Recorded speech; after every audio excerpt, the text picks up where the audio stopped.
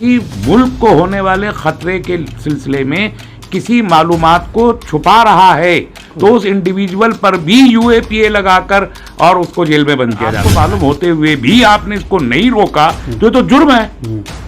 मालूमात को छुपाना, ये दावा कर रहे हैं कि इनको अपने दिव्य ज्ञान से मालूम हो गया था, इन्होंने उस मालूमात को छुपाया और उसके नतीजे में 300 से ज्यादा के करीब हमारे भारत के लोग जो हैं वो जाबाहक हो गए, हजारों जख्मी हो गए। तो बहुत बड़ी बात। बाबा को पहले तो जेल भेजें और रिमांड लें, उनका फिर रेडिकलाइज्ड और आर्म्ड हिंदुत्ववादी ऑर्गेनाइजेशन वो लोग सड़कों पर आए। ये जनता पार्टी खत्म होने वाली है ना अभी, तो अब ये सरकार में 2024 में नहीं आ रही है। ये चिराग शहर बुझने से पहले भड़क रहा है। ये तारीख को नहीं मिटा सकते भाई। तारीख खाली भारत की रिसार्च की किताबों में मौजूद नहीं है, तारीख सारी दुनिया जानती है।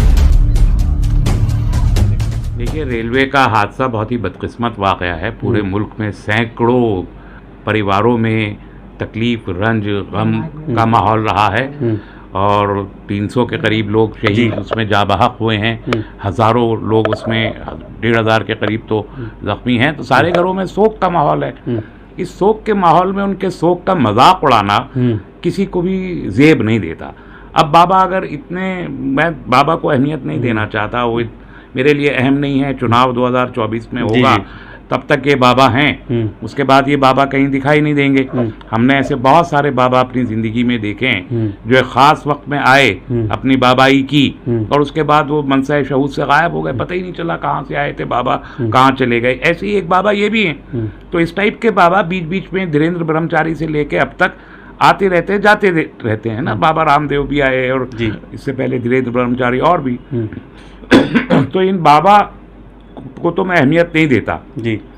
ये अगर इनको, मतलब इन पे तो मुकदमा कायम हो जाना चाहिए ना कि अगर आपको मालूम था, आपको दिव्य ज्ञान हासिल है जो उनको नहीं है यकीनन, तो और आपको मालूम था तो फिर आपने रोकने के लिए इंटीमेट क्यों नहीं किया रेलवे मिनिस्टर को या प्राइम मिनिस्टर से? आपके तो बड़े अच्छे संबंध हैं, आपके पार्टी के लोग हैं सारे के सारे, भाजपा के सारे, तो आपको बताना चाहिए था इतने लोगों की था। तो फिर अगर आपको मालूम होते हुए भी आपने इसको नहीं रोका तो ये तो जुर्म है। मालूमात को छुपाना, जो अभी यूएपीए का कानून है, अनलॉफुल एक्टिविटीज प्रिवेंशन एक्ट, उसमें जो नया एक इंक्लूजन है जो इसी सरकार ने किया है, अमित शाह जी के होम मिनिस्टर रहते हुए हुआ, वो ये है कि इंडिविजुअल भी अगर किसी मुल्क को होने वाले खतरे के सिलसिले में किसी मालूमात को छुपा रहा है तो उस इंडिविजुअल पर भी यूएपीए लगाकर और उसको जेल में बंद किया जा सकता है। तो अगर ये दावा कर रहे हैं कि इनको अपने दिव्य ज्ञान से मालूम हो गया था, इन्होंने उस मालूमात को छुपाया और उसके नतीजे में 300 से ज्यादा के करीब हमारे भारत के लोग जो हैं वो जाबाहक हो गए, हजारों जख्मी हो गए, तो बहुत बड़ी बात है। उन पे यूएपीए लगा देना चाहिए। लेकिन इस मामले की जिस तरीके से सीबीआई जांच की बात कही गई है कि जांच होगी, तो क्यों ना बाबा से पूछा जाए कि दोषी कौन है इस मामले का? अब वो जाने, वो लोग जाने, बाबा से पूछे। बाबा को पहले तो जेल भेजें और रिमांड लें, उनका फिर पूछ लें, या रेलवे मिनिस्टर बना दें, आगे ऐसा कोई हादसा ना हो। इस लायक नहीं है ना, मजीद हादसे होने लगेंगे। तो छोड़िए, तो उनको पहले रिमांड में लें और वहां से पूछें कि कौन है जिम्मेदार इसका। बहुत सारे लोग आस्था रखते हैं उनमें, फिर तो मसला हो जाएगा। भीड़ जुटती है उनके साथ अगर ऐसी कोई कार्रवाई होती है। उस भीड़ को भी मालूम होना चाहिए ना उनकी हकीकत क्या है जी। उस भीड़ को भी मालूम होना चाहिए, क्योंकि भीड़ को अगर कोई गुमराह कर रहा है कोई शख्स, तो उससे निजात दिलाना, और ऐसे शख्स से भीड़ को निजात दिलाना भी सरकार और सरकारी एजेंसियों की जिम्मेदारी है। अच्छा, अभी हाल ही में एक मामला हुआ कोल्हापुर में, महाराष्ट्र के, जहां पे औरंगजेब और टीपू सुल्तान का स्टेटस लगाने पर एक शख्स को पीटा गया और इलाके का माहौल खराब हो गया। तो औरंगजेब को बताया जा रहा है, फडणवीस कह रहे हैं कि कुछ औलादें पैदा हो गई हैं औरंगजेब की हमारे जो राज्य है उसके कुछ जिलों में, ये अचानक से पैदा हुई। इसे कैसे देखते हैं पूरे मामले? मेरे नज़दीक इस मुल्क में आधी के करीब तो आबादी कम से कम नॉर्थ इंडिया और सेंट्रल इंडिया की औरंगजेब की औलादों पर मुश्तमिल है। इसमें क्या दो राय है? और आप इसको किसी नेगेटिव सेंस में ना लें। आप देखिए, अकबर के ज़माने से इस मुल्क के जो बहुत बड़े बड़े राजा और रजवाड़े हैं, उनके साथ रोटी बेटी का सिलसिला इस मुल्क में रहा है। ये कोई नई बात नहीं है, ये कोई अजीब बात नहीं है। यानी तमाम बादशाहों ने बहुत ही राजी बरगबत अपनी स्वेच्छा से, बगैर किसी दबाव के, तमाम बादशाहों ने यहाँ पर, यहाँ के जो दूसरे उनके हम मनसब राजा और बादशाह या मनसबदार थे, उनकी बेटियों के साथ उनके निकाह हुए हैं फेरे हुए हैं, शादियां हुई हैं, उनसे औलादें हुई हैं, और उनकी औलाद अब अगर उस ज़माने से अब पिछले 700-800 साल का सब देखें तो आधे से ज़्यादा, आधे के करीब तो ये मुल्क ख़ास तौर पर जो रजवाड़ों के साइड से है वो तो इन्हीं सब की औलादें हैं। भाई आप देखिए ना, जहांगीर किसकी औलाद था जी? अकबर के बाद जो है जहांगीर तो किसी न किसी नवासा था ना, वो राजा आमेर का जी, उन्हीं का नवासा था ना, बेगम जोधा का ही बेटा था ना, और उसके बाद जहांगीर ने भी शादियां की इसी तरह की, उससे ही औरंगजेब भी पैदा हुआ है, तो औरंगजेब के यहाँ भी रही हैं इस तरह से रिश्तेदारियां। तो ये तो बाइज्जत रिश्तेदारियां हैं जिनका हम एहतराम करते हैं। भाई मुझसे अगर कोई बेगम जोधा के बारे में पूछेगा तो मैं तो उन्हें इस मुल्क की मलका आलिया मारूंगा, और वो एक बहुत ही मोहतरम शख्सियत है। और ऐसी वो तमाम माएँ जिन्होंने जहांगीर को पैदा किया या शाहजहां को पैदा किया या औरंगजेब को पैदा किया, उसके बाद की नस्लों को पैदा किया, वो तमाम माएँ मोहतरम हैं, उनकी औलादें भी मोहतरम हैं। तो अभी तो फर्नांडीस साहब को भी चाहिए कि वो इस किस्म के बयान जब दें तो इस बुनियादी हकीकत को वो अपने जहन से ना निकाला करें। लेकिन औरंगजेब जो मतलब बादशाह रहे हैं भारत में, उनको विलेन बनाने की क्या जरूरत है इस टाइम सरकारों को? इतिहास तो का हिस्सा है। अभी तो इस मुल्क में औरंगजेब का कोई रेलिवेंट इस हैसियत पे तो है नहीं कि मुल्क के मुस्तकबिल पे उनका कोई असर हो या मुल्क के हाल पे मुझे मालूम नहीं ये स्टेटस लगाने वाले लोग कौन थे और इनकी इंटेंशन क्या थी। ये बहरहाल इस पर तो जांच होनी चाहिए कि जिन लोगों ने ये स्टेटस लगाया वो किसी भी मजहब से मुताल्लिक हों, उनकी इंटेंशंस क्या थी और उनके पीछे क्या कोई साजिश थी, ये सवाल जरूरी है।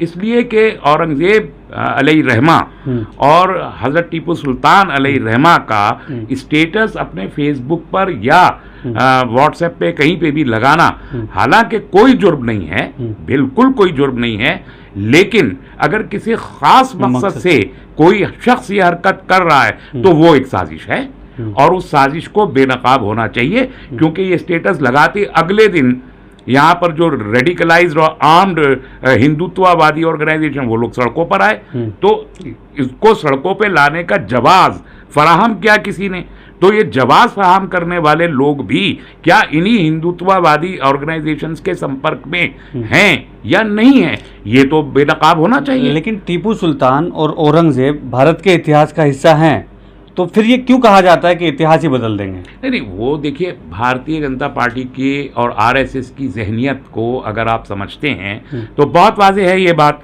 उनको एक मफरूज़ा दुश्मन चाहिए। उनके पास तारीख में अपने महिमा मंडल, अपने आपको सुपीरियर और बावकार साबित करने के लिए, कोई कंट्रीब्यूटर खुद को बचाने के लिए तारीख में उनके पास कुछ भी नहीं है, ना आज़ादी की तारीख में ना उससे पहले की तारीख में। तो जो आरएसएस और उनके मानने वाले लोग हैं उनके पास एक स्याह तारीख मौजूद है, कोई दरख्शां तारीख मौजूद नहीं है। ऐसे में वो तारीख में जीना चाहते हैं और तारीख में अपने ही मफरूज़ा दुश्मन क्रिएट करके पोलराइज करना चाहते हैं, ये एक पर्पज़ है। वरना वो भी जानते हैं कि इस मुल्क में शेरशाह सूरी से लेके और औरंगजेब तक और उसके बाद भी जो कंट्रीब्यूशन इस अहद के हैं उसने आज का भारत बनाया है, आज का भारत बनाया है। देखिए रुपया जो आज हम सब यूज करते हैं, ये रुपया शेरशाह सूरी ने बनाया और इसका नाम अब देखिए उनके जहन की वुसअत देखिए कि उन्होंने अरबी का नाम नहीं रखा करेंसी का, भारतीय करेंसी का, फारसी उर्दू में नाम नहीं रखा भारतीय करेंसी का, संस्कृत का लफ्ज लेके उन्होंने भारतीय करेंसी का नाम लिखा। रुपया संस्कृत का लफ्ज है। तो आप देखिए उन्होंने न सिर्फ ये कि शहरों के नाम नहीं बदले, इस मुल्क में पहाड़ों के नाम नहीं बदले, दरियाओं के नाम नहीं, किसी का नहीं बदला, बल्कि संस्कृत के उन अल्फाज को अडॉप्ट किया। यहाँ की तहजीब, यहाँ की सकाफत, यहाँ की सभ्यता, यहाँ की तारीख, यहाँ की ज़बान, यहाँ के तमद्दुन, यहाँ की रिवायतें, सबको अडॉप्ट किया, सबको अडॉप्ट किया और अडॉप्ट करने के बाद उनको प्रमोट किया। ये क्या इस तमाम अहद में तो उन्होंने रुपया दिया। उस जमाने की सबसे बड़ा एक्सप्रेस वे तभी बना, जीटी रोड है, टक्सला से लेके बंगाल में कलकत्ता तक एक जीटी रोड, ये एक्सप्रेस वे था उस जमाने का जो आज से 700 साल पहले। वो उन्होंने, आज भी वो चल रहा है, आज भी जीटी रोड जो जैसा 700 साल पहले अहम था, आज भी ये किया है उन्होंने, नहरें खुदवाई उन्होंने, यानी जमीन पे इरिगेशन का इंतजाम उन्होंने किया, टैक्सेशंस कम किए, टैक्स का एक नया निज़ाम बना के एक और महसूली जो खेती का निज़ाम था, चकबंदी का निज़ाम, ये सारी चीज़ें जो अवामी मफाद की चीज़ें थी वो किसी तारीख में नहीं जिए, वो माजी में नहीं जिए, उन्होंने हाल बनाया और मुस्तकबिल के वो फैसले किए जिससे इस मुल्क के अवाम को राहत और खुशहाली नसीब हो सके, जितना भी उनकी समझ। लेकिन इसी सलाहियतों को देखते हुए जो लोग उनसे अकीदतमंद हैं, मतलब उनके अच्छा मानते हैं, उन्हीं पे लगता है आरोप कि वो धर्मांतरण करा रहे हैं।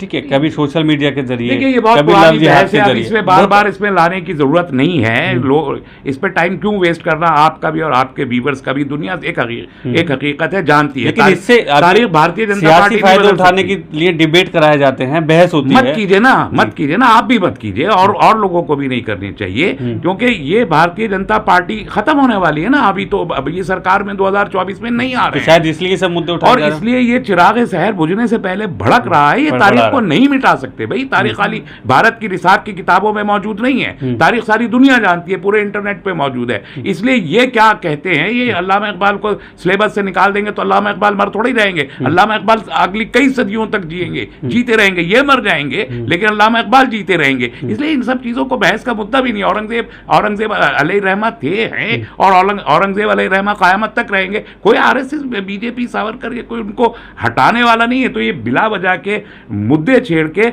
जो रियल इश्यूज हैं वहां से अटेंशन डाइवर्ट करना चाहते हैं। जो डीमोनेटाइजेशन में आप देखिए कि आपने 2000 रुपए का नोट लाए थे तो गलत किया था जी, 2016 में गलत किया।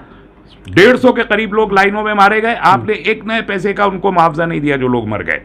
अब आपने कहा कि नहीं साहब अब इसको नोट को बंद कर रहे हैं। अभी ये खबरें आ रही हैं कि 3,11,000 करोड़ रुपए सर्कुलेशन से गायब हैं। आरबीआई कह रहा है, रिजर्व बैंक ऑफ इंडिया कह रहा है। कहीं डिबेट होती हुई देखी है? नहीं है। 3,11,000 बहुत बड़ी रकम है भाई, 3,11,000 करोड़ रुपया तो सर्कुलेशन से गायब हो गए। और ये कहीं कहां गया ये पैसा? ब्लैक मार्केट में गया। ब्लैक मार्केट किसके हाथ में है? पॉलिटिकल पार्टीज के हाथ में। सबसे बड़ी पॉलिटिकल पार्टी भारत की कौन है? भारतीय जनता पार्टी। तो क्या ये काला धन आपके पास गया है? इसका जवाब देना चाहिए और इस पे सवाल किया जाना चाहिए और इस पे बहस होनी चाहिए। इसको अवॉइड करना चाहते हैं। अडानी ने जो अरबों रुपए का जो घोटाला मुल्क के पैसा को लूटा है, जिस तरीके से वो मार्केट डाउन हुई है, उस पे बहस होनी चाहिए। उस पे आप कोई बहस नहीं करना चाहते। आप पार्लियामेंट तक पे भी बहस नहीं कर रहे हैं, पार्लियामेंट के बाहर भी बहस नहीं करना चाहते। सवाल पूछने चाहिए, लेकिन उसके फायदे गिनाए जाते हैं कि 2000 का नोट बंद क्यों किया गया है। सरकार के फायदे तो उस वक्त भी गिनाए थे ना। तो ये तो फर्जी बातें करने वाले लोग हैं। अभी पार्लियामेंट का आपने इनॉग्रेशन कर दिया। पार्लियामेंट के इनॉग्रेशन 2037 में 2034 से पहले किसी नई पार्लियामेंट की इस मुल्क को जरूरत नहीं। 2034 में जरूरत पड़ेगी जब डिलिमिटेशन 2026 में डिलिमिटेशन एक्ट आएगा और डिलिमिटेशन होगा, सीटें बढ़ेंगी। 2029 तक वो इम्प्लीमेंट नहीं हो पाएगा। 2034 के इलेक्शन में 2026 वाला डिलिमिटेशन 2034 में एप्लीकेबल होगा, तब आपको इस पार्लियामेंट की जरूरत पड़ेगी। आप 10 साल के पहले से आपने क्यों बनाया?